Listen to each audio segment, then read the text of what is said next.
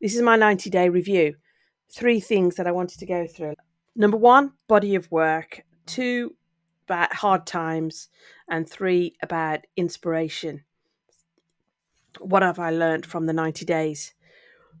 Something that number 1, the body of work. I knew this from doing cartoons. I've been drawing cartoons on Instagram for a while. I started by doing them for me personally, and then I was sharing them and I was getting different feedback from people, but forgetting the feedback and forgetting whether it's successful or making money or anything like that.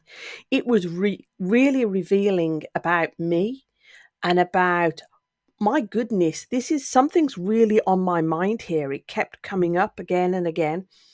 And another thing that really hit me from the cartoons was kind of a sense of humor. Things that would make me smile or make me laugh kept coming up in the cartoons. And I found that it was really pleasurable to look at that work, where previously I might have been embarrassed about different work that I'd done, thinking that it wasn't really me or it didn't represent me. And I noticed that if anybody asked me about my work, I didn't send them to my Amazon page with the books. I always sent them to Instagram for the cartoons to represent me.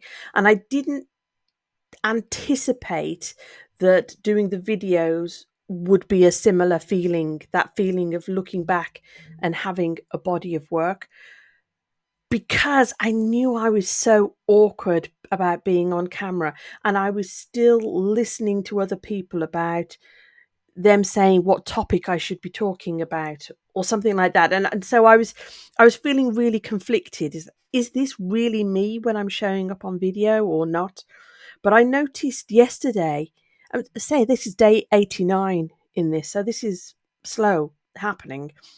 I noticed yesterday that I was feeling happy that this body of work, these 89 videos, were a fairly good representation of ideas and thoughts and things that I'm interested in and things that I would happily talk about again. And also during that process, there were lots of things that I discarded and said, no, I don't want to talk about that.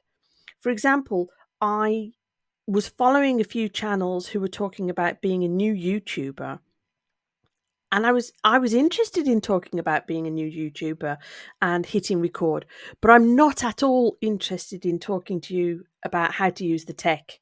I'm really interested in the feelings of, I can't get myself to hit record. I'm really interested in the feelings of, I am worried about what other people are saying. I'm interested in talking about fulfillment, and I don't know what's going to fulfill me, but I feel like I need to do something more. So I'm really interested in the feeling side of things, and I'm happy to talk about new YouTubers, but it's definitely those feels side of thing, and maybe some of the practical, doing small steps, but not the technical, this is your 3-step proven formula, da da da da da. Yeah, no, not interested in that. And I think that really showed up with the whole body of work, but it needed to be, and say today is going to be day 90. It needed to be that many days.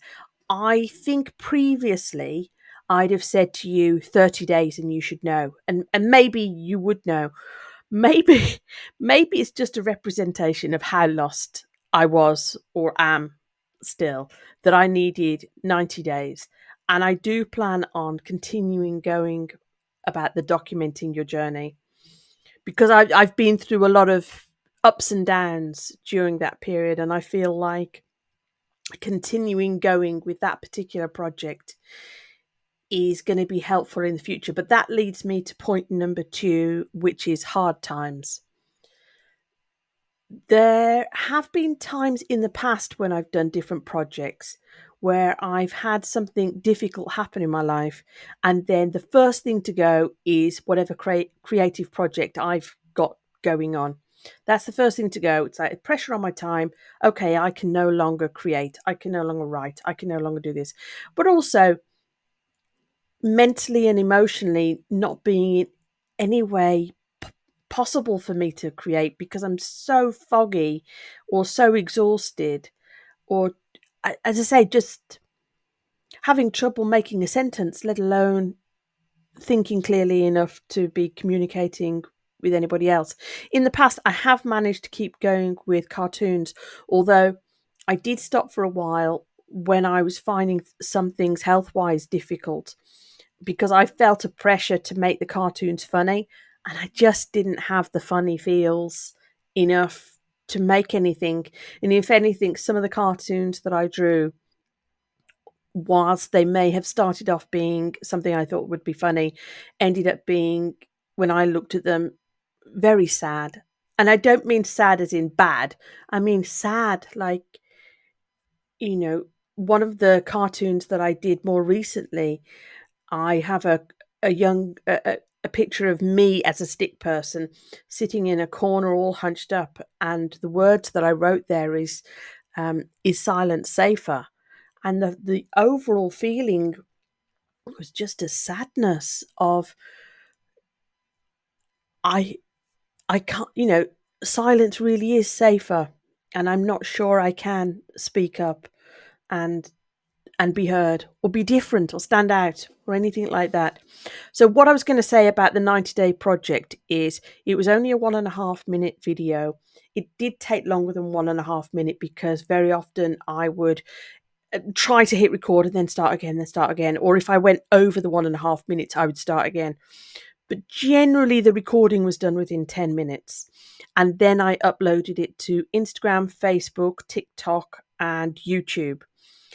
Later, around day 60 or something, I stopped doing uploads of the video to Instagram because I was getting zero interaction. Now I was getting very little interaction on Facebook, but the interaction I was getting, I liked and valued.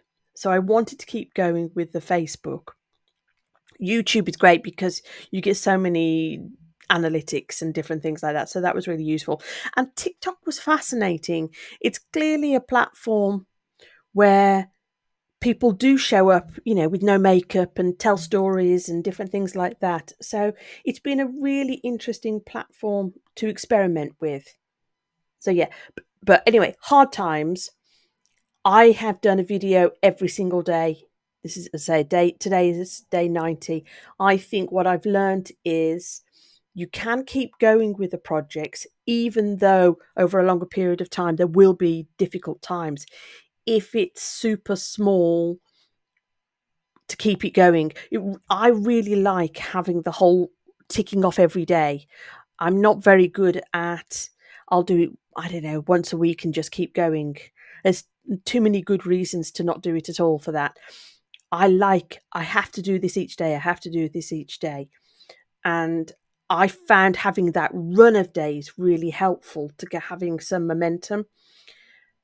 And when it was tough, there was one day quite early on where I had been really upset during the day. I'd crashed in terms of health wise, and I'd been crying a lot, and I simply couldn't put the camera on myself. I felt too awful. My face.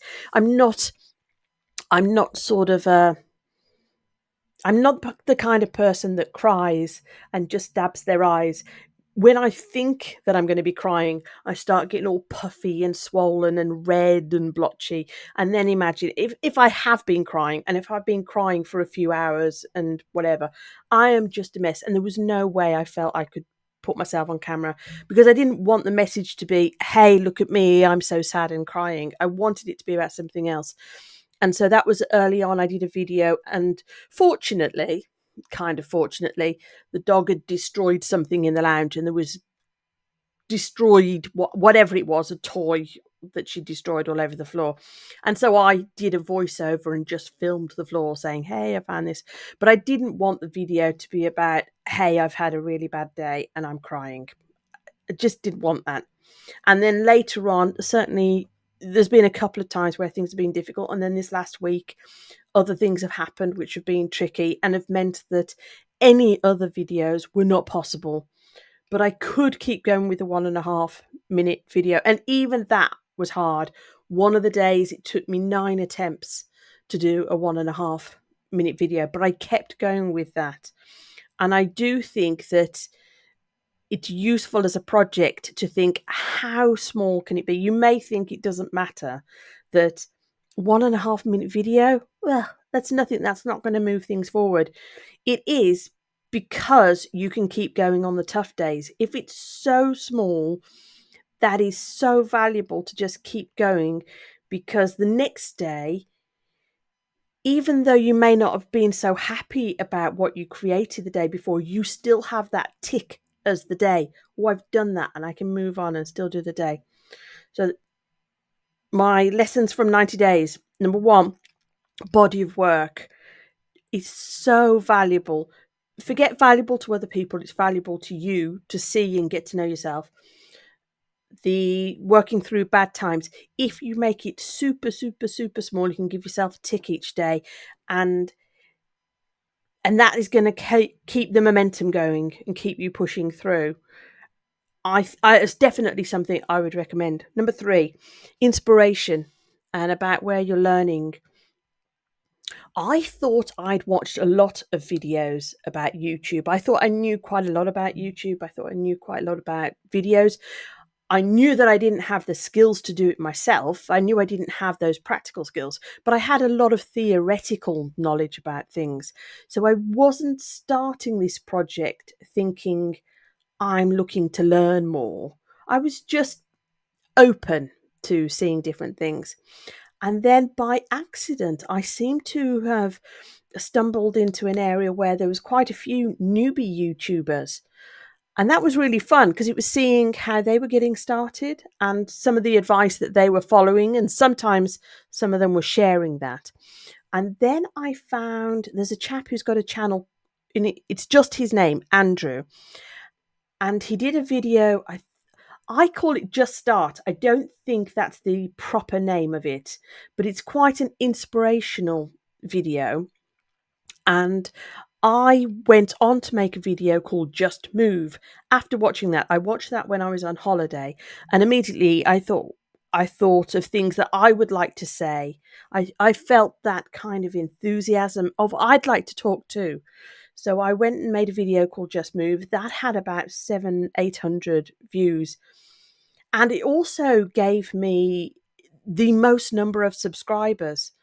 And that was say that feeling of energy, that momentum to keep going.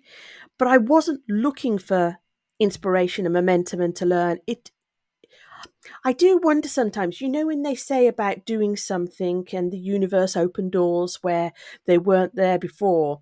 I feel sometimes by doing a project like that, you're kind of telling the muses. I was just listening to Stephen Pressfield, and he talks about the muse and inspiration. You kind of telling the muses that I am serious about this. I want to create. I'm open. I'm listening, and then new voices come up. And I found his video inspiring and almost instructional. Of you can talk about this kind of thing. Right now, I think he's at 1.2 million views for this video. And what was fascinating for me was, yes, he's got the cinematography, he does that. But I do think that what people are attracted to, and certainly what they say in the comments, is his story, and just hearing that somebody else is struggling to figure this out, but they're going to keep going and keep creating and making stuff. And I find that really inspirational. Anyway, moving on, I had done this video, and then I'd lost touch with it. I was feeling like I was trying to listen to experts again about how to do it right, and then I'd felt like I'd lost my voice in all of that.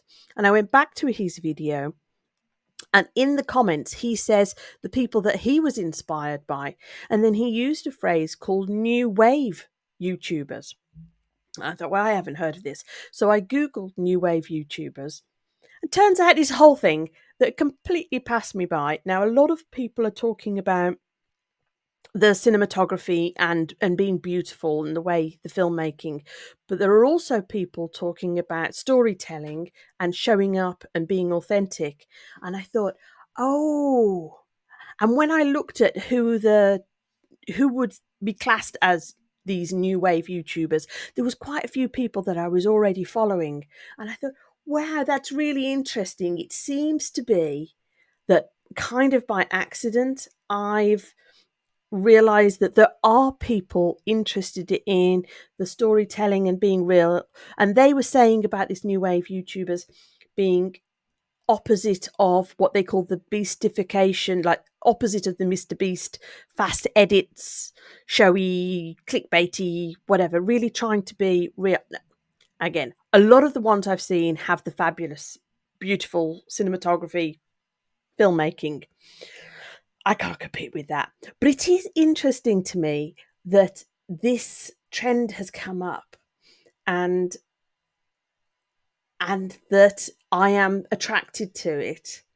And I don't know what that means for the future.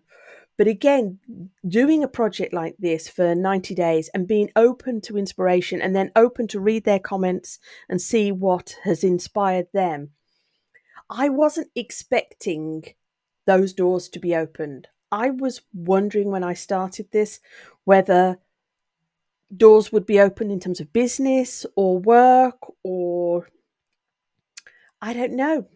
I don't know. I think I was pretty open, but I hadn't thought, oh, I would be inspired by a group of creators and that there would be a whole movement that I was completely unaware of. I mean, I spend a lot of time on YouTube playing around and watching videos, but I had completely missed this. This has been going on for a few years and I had completely missed it.